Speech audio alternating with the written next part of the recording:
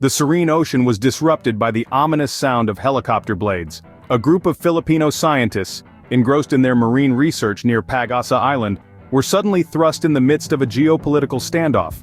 The intruder was a Chinese helicopter dangerously hovering close and causing minor injuries. This wasn't a random act of aggression but a calculated move amidst the simmering tensions in the South China Sea.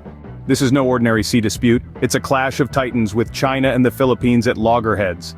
The crux of the conflict lies in the Spratly Islands, a group of islands and reefs coveted by several countries for their strategic location and rich natural resources. China's aggressive land reclamation activities in the Spratly Islands have not only strained its relations with its neighbors but also drawn international scrutiny. The Filipino researchers were on a mission to assess the deteriorating state of marine resources in the West Philippine Sea. Their goal was to lead the way for sustainable management of these resources. But the harassment from the Chinese helicopter was a stark reminder of the tense geopolitical landscape they were navigating. The Philippines didn't take this incident lightly. It condemned China's aggressive behavior and refuted Chinese claims of Philippine trespassing.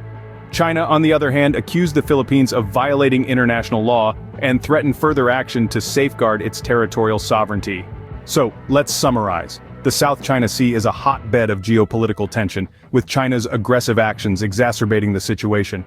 The harassment of Filipino scientists by a Chinese helicopter is a stark example of how scientific exploration can be caught in the crossfire of political conflicts.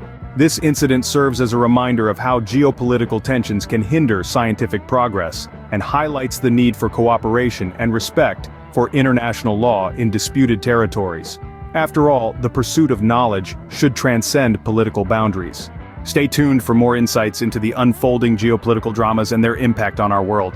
Until then, keep questioning and keep exploring.